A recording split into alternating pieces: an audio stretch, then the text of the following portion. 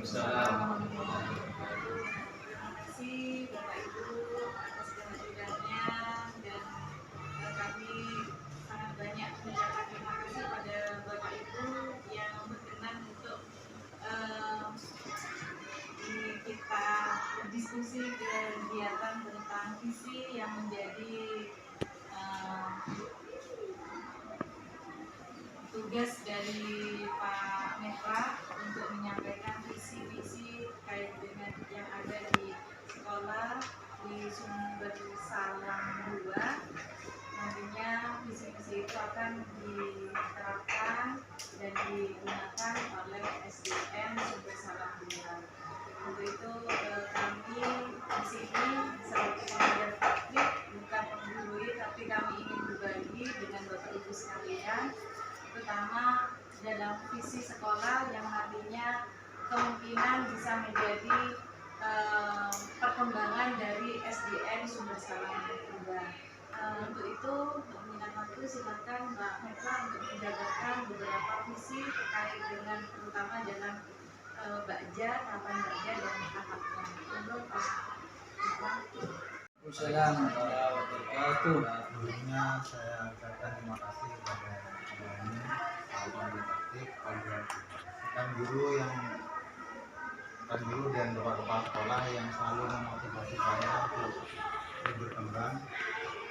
Semoga dengan ikut yang saya di pendidikan ini banyak bermanfaat untuk sekolah ini. Untuk mempersingkat waktu ya, karena mungkin waktunya Jumat.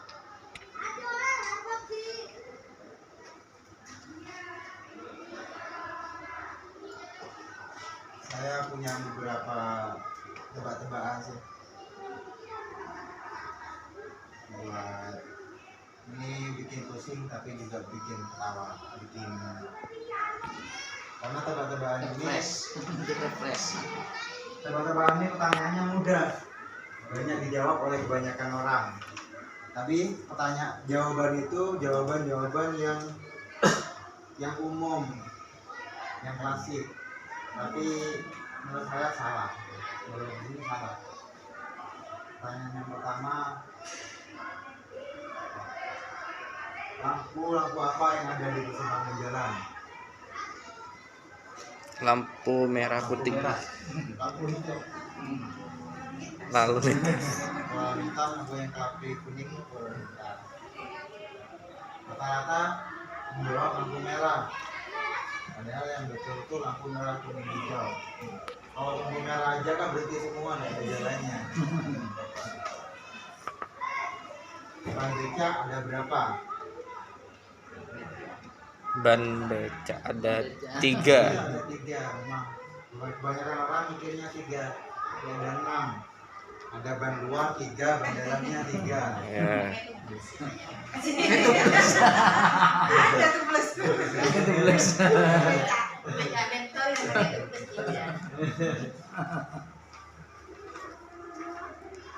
Kenapa mobil berhenti di lampu merah? Aku ditilang. Karena sedang lampu merah. Karena sudah lampu merah. Karena sudah aturan.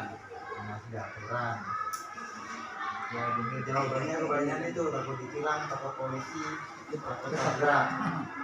Ini jawabannya tepat karena direm. Kalau tidak direm nggak bisa tidak. Lampu apa juga kan pasti nyelonong terus. Oh, ya. Terus berhubungan tadi rem itu gunanya buat apa? Berhati-hati. Kita cari jawaban yang tidak umum ya. Berhati-hati. Yang dari tadi kan jawabannya kan yang umum. Kalau yang umum salah. Ini mirip kayak pertanyaan-pertanyaan calon tom. Biar aman, buat aman. Nah, jawabannya buat berhenti, jawaban umumnya. Yang betul buat ngebut. Coba Udah ada yang ngebut, ada yang ngerem. pasti juga berani. Minuman apa yang lagi latak? Biasanya sudah paham semua.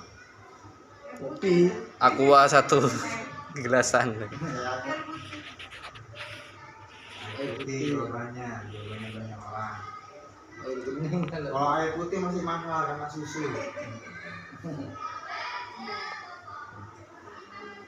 Sebutkan 10 hewan buas dalam waktu 3 detik. Macan.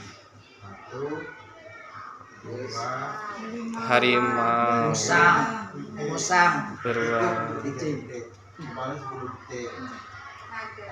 Hewan umumnya macan, ular, buaya. Nenek. Neneknya macan. 5 macan, 5 singa. Cukup 5 macan, 5 sungai. Karena pertanyaannya sebutkan 10 jenis hewan. 10 hewan buas dalam waktu 3 detik. Dengan nenek-neneknya berarti banyak. Nenek. Ruangan apa yang paling ditakutkan di rumah sakit? Jenazah. Jenazah. Jenazah ya. Jenazah. Ruang operasi. Ruangan operasi ya. Khususnya bukan itu. Ruangan administrasi yang paling ditakutkan. Kalau sudah bayar itu yang apa? Administrasinya. Bayar administrasi. Binatang yang jago berenang. Ikan. Ya ikan namanya. Kita juga bernalar. Kalau ikan itu kan namanya kan nggak gini. Kalau berenang kan lebih mudah. Yang ikan berenang itu bebek. Oh. Ada perbedaan dengan menyelam sama berenang.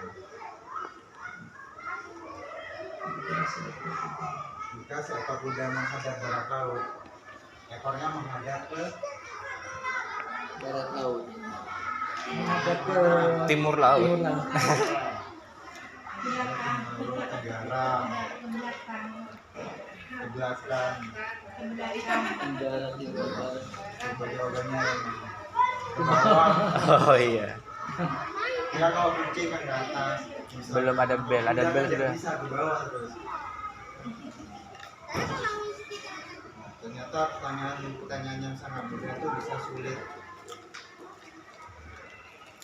Itu lihat, dan sekarang dia yang menjelaskan ini kan nasi juga. Nah, saya di sini berdiri dalam rangka pendampingan individu kedua setelah yang kemarin 1 yang kedua. Kalau nama kan saya kira semua sudah tahu. Artinya yang nggak tahu itu apa artinya? Saya tidak pernah dikasih tahu nama apa. Mitra sendiri itu katanya berasal dari kata mitra. Teman. Kalau bahasa Latin kan gitu, kadang kan bahasanya artinya apa, cuma didarikan ke apa gitu. Mungkin bapak itu seneng sepak bola dulu kan ada niat mitra gitu. Enggak, harapannya tuh pengen punya toko, punya koperasi bapak. Ada toko mitra, masih mitra usaha, harapannya itu. Mitra Medika. Akhirnya cukup punya anak mitra aja.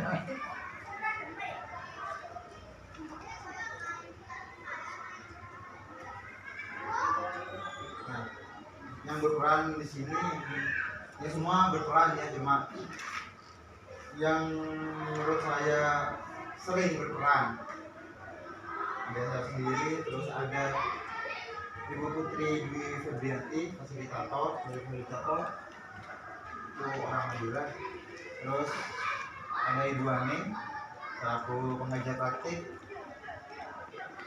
dan Aduh, bapak pramuka itu.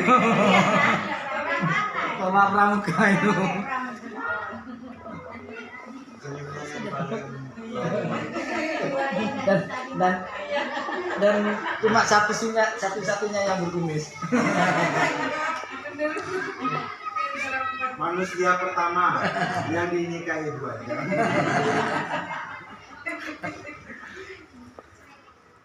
Adam sebagai kepala sekolah sekaligus sebagai yang mendukung penuh saya ke guru penggerak, karena kalau tidak ada dukungan dari Pak Adam, dia tadi tidak akan mengikuti program guru penggerak itu.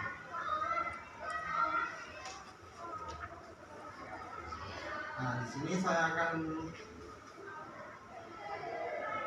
bukan saya mengajarkan, tapi saya sedikit sharing dan memberikan apa yang sudah saya dapat dari guru program guru penggerak.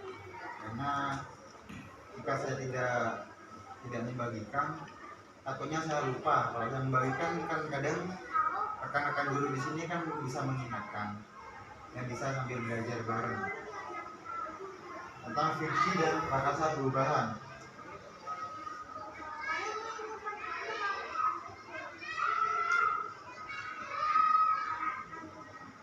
Rumusan visi yang saya buat nanti itu berdasarkan visi guru penggerak adalah menciptakan peserta didik yang berkarakter sesuai profil pelajar Pancasila.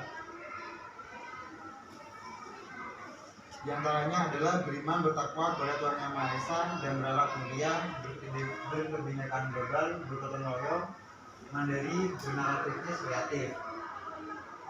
Nah, untuk menuju itu tentunya kita harus mengimplementasikan nilai dan peran guru penggerak. Nilai gurunya dan peran guru penggerak sendiri sangat mendukung perumusan visi untuk menciptakan profil pelajar Pancasila. Kalau profil pelajar Pancasila tentunya semua sudah mempelajari, sudah tahu di kurikulum Merdeka itu selalu dijalankan. Tentunya profil pelajar Pancasila yang berpihak pada murid sesuai profil kinerja Dewantara. Dan untuk mencapai visi tersebut maka dikeluarkan suatu rancangan yang disebut paradigma evaluasi apresiatif dengan tahapan belajar.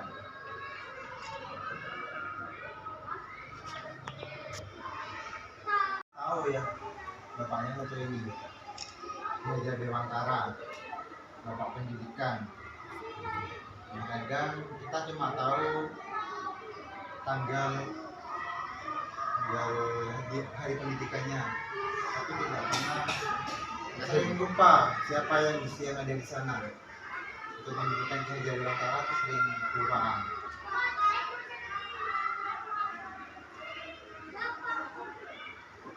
Menurut Kinerja Dewantara, pendidikan bertujuan untuk menuntut segala program yang ada pada anak-anak agar mereka dapat mencapai keselamatan dan kebahagiaan yang setinggi-tingginya. Program di sini ada program alam dan program zaman. Program alam sendiri itu ada seperti genre. Jadi Kinerja Dewantara itu lebih menuntun anak didik kita itu pada programnya. Program alam itu tadi seperti genre. Program itu apa ya? Program itu sesuatu yang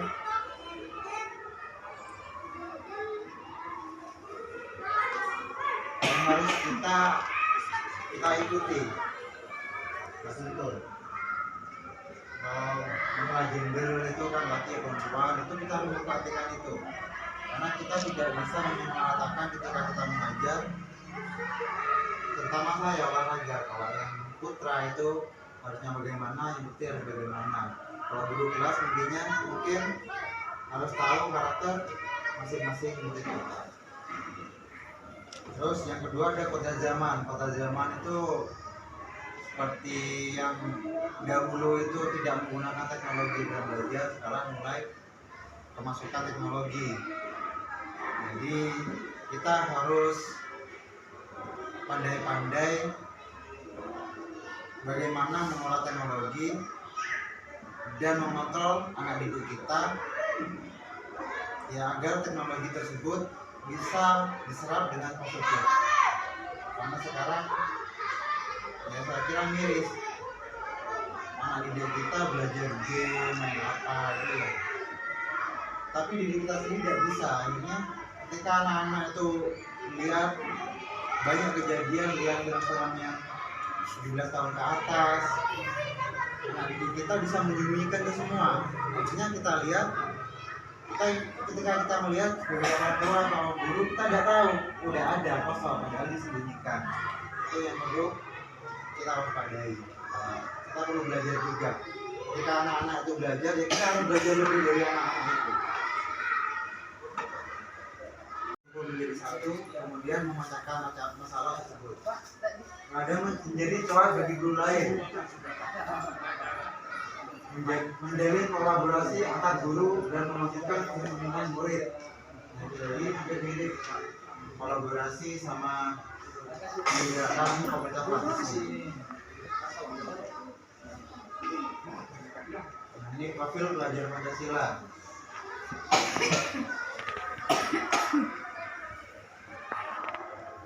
Nah, ada 6 dimensi yang sudah kita kenal. Ada beriman bertakwa pada Tuhan Yang Maha Esa dan berakhlak mulia, kemudian kita mencerminkan karakter kita.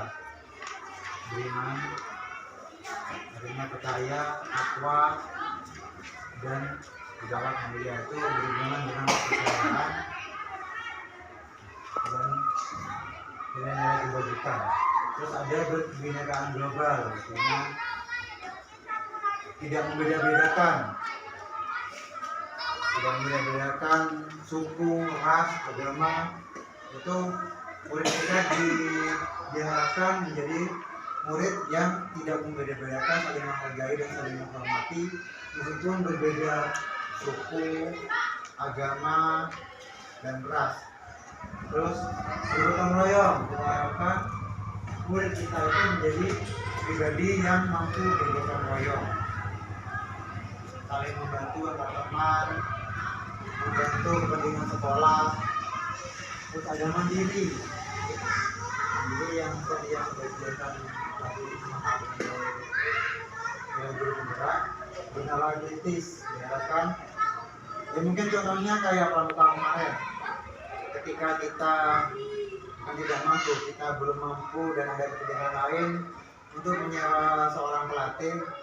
Kalau sekolah-sekolah lain kan ini menyewa pelatih untuk melatih pramuka tersebut, tapi kita memilih ayo kita belajar bareng. Intinya murid-murid kita pantau, kita beri kesempatan mereka untuk mencari referensi seperti mencari Gelia kemarin. Nah, di situ mereka kan timbul kreativitas mereka timbul. Itu mungkin harapan dari benalar kritis yang kadang tidak kita sengaja. Terus ada kreatif.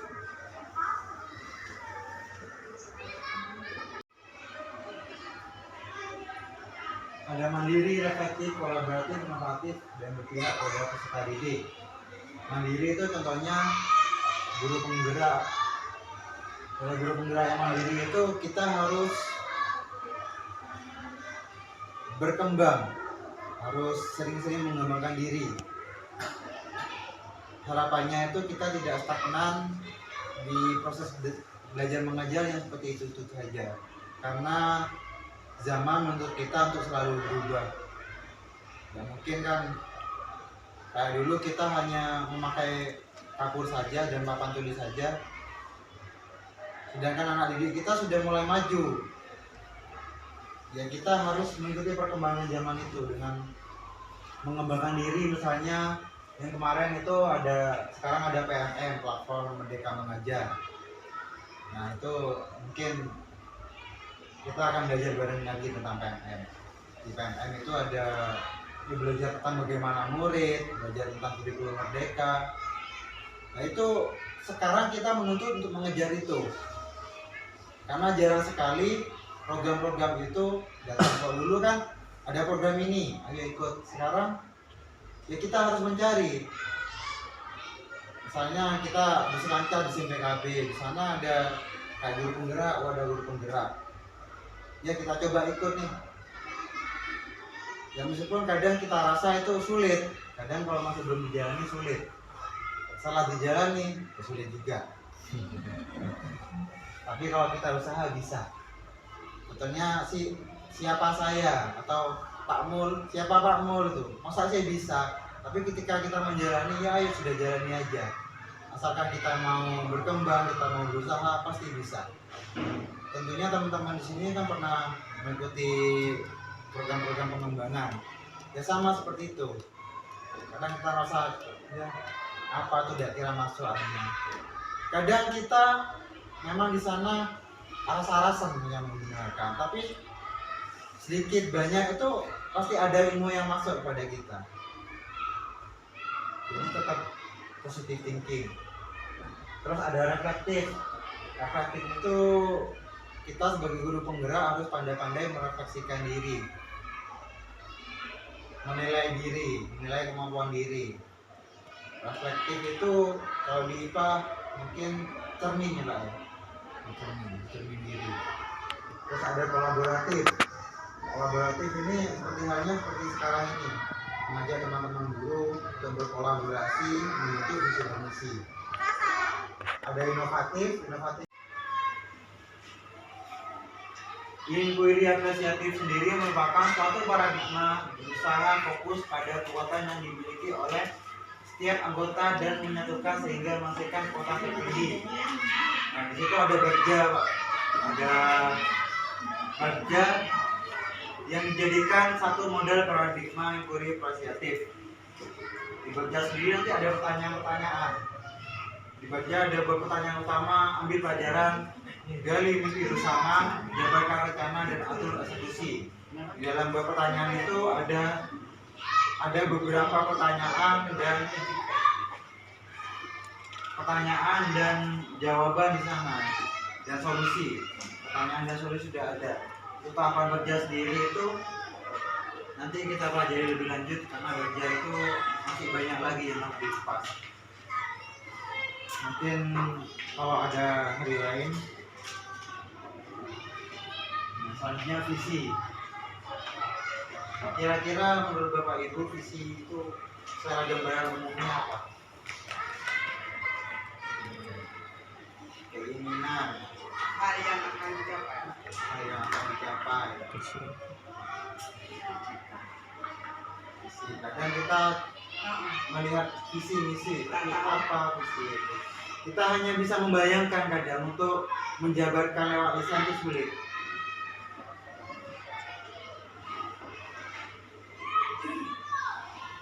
Visi adalah cita-cita kita untuk masa yang akan datang. Nah, setiap sekolah itu kan pasti ada cita-citanya. Kita ingin sekolah kita itu untuk menjadi seperti apa. Visi diibaratkan sebagai penunjuk arah untuk memandu kita dalam mencapai tujuan.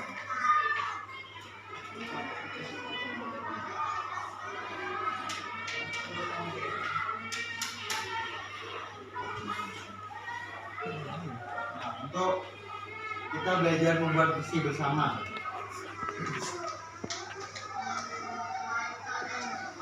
Nah, di sini ada kalimat kupang, kalimat yang belum lengkap.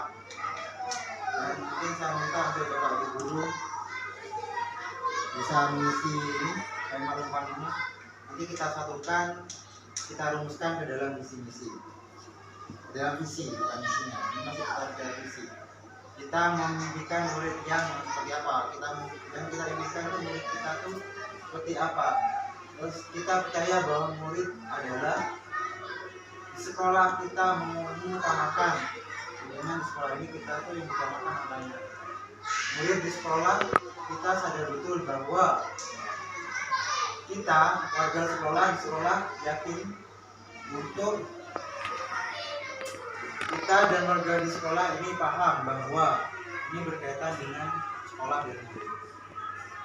Kita minta bantuan untuk mengisi ini. Satu pertanyaan ini mungkin cukup kita isi 2 orang ya Pak. Bapak Ibu 2 orang. Jadi gantian. Kalau sudah ada 2 itu bisa dikembalikan ke saya. Nanti kita coba untuk menggabungkan.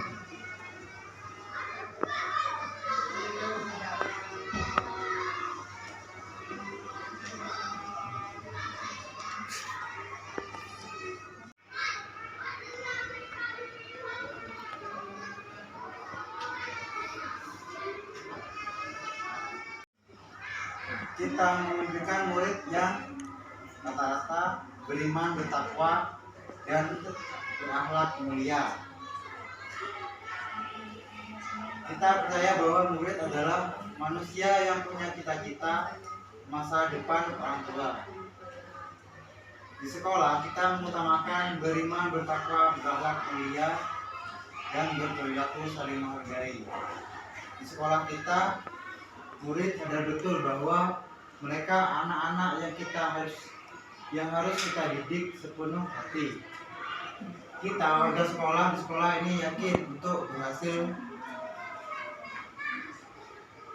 dan berprestasi. Ini itu harapan, bisa jadi harapan kita, jadi semangat kita untuk menjadikan murid-murid kita untuk siswa yang berhasil dan berprestasi. Kita dan warga di sekolah ini paham bahwa masa depan tergantung kita hari ini, murid investasi negara. Nah, dari kalimat Tumpang ini, kira-kira pokok pikiran kita itu di mana? Beriman, bertakwa, dan berakhlak mulia. Beriman, bertakwa, Dan berakhlak mulia. itu di profil pelajar Pancasila juga bisa masuk. Ada beriman, bertakwa, kreatif. Yang mungkin di sini yang bisa masuk di berhasil dan berprestasi, akan membutuhkan murid kita yang kreatif. Di profil pelajar Pancasila itu ada gotong royong juga. Gotong royong, saling menghargai selalu menghargai, bisa masuk di gotong royong. Terus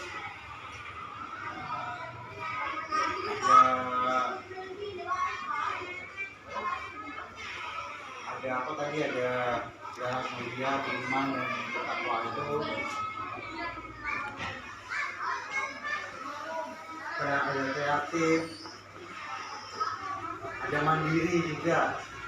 Mandiri itu mungkin ada nggak kira-kira mandiri itu?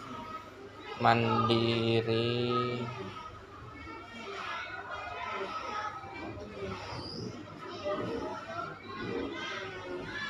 Mandiri prestasi juga mandiri. Berhasil juga mandiri kan bisa. Orang tua. Ya, berprestasi itu juga bisa berhasil. Dan dari kalimat ini mungkin bisa kita tuliskan ke dalam visi misi. Ini ada visi yang kita buat, ada visi Sumber Salam 2, dan visi yang sudah saya buat di program Guru Penggerak. Nah, dari yang tadi mungkin kita bisa mengumpulkan siswa yang berakhlak mulia, beriman, bertakwa, berakhlak mulia. mandiri tadi ya. Mandiri. Itu yang bisa kita isi dari visi yang kita buat kali ini. Ya mungkin nanti kesempatan lain kali kita bisa membuat visi bersama dengan rumusan-rumusan Bagja tadi. Jadi ada hal apa yang kita inginkan, terus ada solusi yang bisa kita buat di rumusan Bagja. Nah, tapi saya kira visi kita itu sudah masuk ke dalam visi yang dibuat sekolah, dari sekolah. Visi sekolah itu adalah mewujudkan insan yang iman dan takwa, berakhlakul karimah, jaga pendidikan mereka, terus cerdas untuk mendapatkan sesuai yang berprestasi dan berhasil tadi, terampil, disiplin, serta sehat jasmani dan rohani. Itu sudah ada dalam visi SD Sumber Salam 2. Cuma mungkin visi itu kan bisa sewaktu-waktu kita ubah, bisa berdasarkan keadaan sekolah kita. Kalau kita yang misalnya tadi visi yang saya impikan, saya buat, visi yang sudah saya buat itu terwujudnya peserta didik yang kreatif, cakap teknologi dan berakhlak mulia. Karena visi yang saya lihat yang dulu itu mungkin tidak spesifik ke teknologi, mungkin cuma terampil, cerdas, terampil di sana, mungkin cakap teknologi. Kenapa saya memasukkan cakap teknologi di sana? Karena saya menginginkan murid-murid itu berkembang sesuai perkembangan zaman yang ada sekarang. Di situ ada perkasa perubahan. Nah, prakarsa perubahan yang saya inginkan itu mengembangkan kemampuan digital anak ke arah yang positif seperti tadi yang awal saya bicarakan. Jadi saya itu miris melihat murid-murid itu menggunakan handphonenya atau menggunakan media internet itu ke dalam hal-hal yang negatif. Seperti contohnya menonton film-film yang bukan seumuran mereka, film-film dewasa, yang kadang mereka lebih tahu, anak-anak SD itu lebih tahu ketika kita tidak tahu untuk melihat situs dewasa itu kita larinya ke web apa. Jadi dikasih tahu ke web itu ternyata nggak bisa, ada internet positif, tapi anak-anak SD itu kadang bisa membuka internet positif itu. Jadi itu yang perlu kita tanamkan. Kalau kita awasi, kita tidak mungkin mengawasi setiap hari di rumah itu. Kita tidak bisa mengawasi orang tua juga, mereka juga jarang mengawasi mereka ketika mereka pegang HP. Jadi harus kita tanamkan bagaimana menggunakan media tersebut dengan hal-hal yang positif. Bagaimana agar HP tersebut tidak digunakan kepada hal-hal yang dapat menyesatkan mereka. Kalau saya di rumah itu, internet anak-anak saya itu saya pasangi Google Family. Jadi setiap mereka itu menginstal game apa itu masih tanya ke HP orang tuanya. Jadi mereka tidak sembarangan main game. Terima kasih Pak Mekar telah memaparkan beberapa visi yang telah menjadi penetapan atau semoga visi ini menjadi cita-cita ya kan, karena merupakan visi dan cita-cita dari semua guru, semua warga sekolah, terutama dari posisi Bapak Ibu guru yang menjadi teladan bagi anak-anaknya, bagi muridnya. Maka visi itu harus selalu untuk diterapkan secara kontinu terus-menerus, dan itu apa yang menjadi visi tadi bisa menjadikan SDN Sumber Salam 2 ini lebih baik. Dan biasanya terkadang Bapak Ibu guru kalau ditanyai tentang visi itu langsung mati kutu, apa sih visi, kemarin sudah ada di banner, ada, kadang kita lupa. Tetapi kalau di sekolah kami ya, kami tidak membanding-bandingkan, tapi biasanya kalau Pak Pengawas tiba-tiba ujuk-ujuk itu menunjuk guru, apa bu visi SMK, visi sekolah apa, itu harus langsung tanggap cepat gitu. Nah, kita punya trik. Kadang anak-anak juga ditanya oleh Bapak Pengawas, visi sekolah apa nak? Nah, kadang orang tua pun juga gitu. Jadi visi ini sebenarnya disampaikan pada waktu kegiatan awal mula pembelajaran. Jadi biasanya di bulan-bulan Juni, orang tua, guru, siswa itu disosialisasikan tentang visi yang ada di sekolah. Jadi visi ini bisa berjalan sehingga kalau semuanya tahu, semuanya itu ikhlas menjalankan apa yang sudah diterapkan di sekolah, insya Allah semuanya akan berkah untuk sekolah kita. Jadi intinya Bapak Ibu guru untuk konsistensi laksanakan visi ini yaitu ikhlas menganggap sekolah ini punya kita sendiri, anak itu punya anak kita sendiri. Jadi insya Allah dengan keikhlasan itu akan tumbuh menjadi berkembang luar biasa nantinya kedepannya untuk SD Sumber Salam 2 ini. Kiranya cukup sekian. Semoga kita semua dalam diskusi ini diberikan keberkahan di bulan Jumat di hari Jumat ini, sehingga kita semua berkah dan diberikan sehat, kita bisa bertemu kembali. Sekian dari saya. Bila bisa melihat, wassalamualaikum warahmatullahi wabarakatuh. Waalaikumsalam warahmatullahi wabarakatuh. Terima kasih untuk Ibu Aning. Jadi kata kuncinya kita harus ikhlas. Kita bila mengajar, kita bila memberikan pendidikan kepada murid kita. Mungkin ini saja yang bisa saya lakukan kepada Bapak Ibu. Untuk apa yang saya dapatkan berikutnya mungkin selanjutnya nanti kita bisa saling sharing lagi. Kurang lebihnya saya mohon maaf.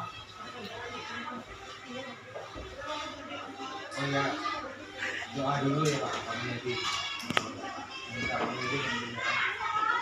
Marilah kita duduk ini mudah-mudahan kedepannya dalam pengembangan misi dan visi misi sekolah itu sesuai dengan lingkungan dan keadaan yang kita miliki untuk masa depan dan nanti kita menjadi anak muda yang soleh-soleh. Al-Fatihah.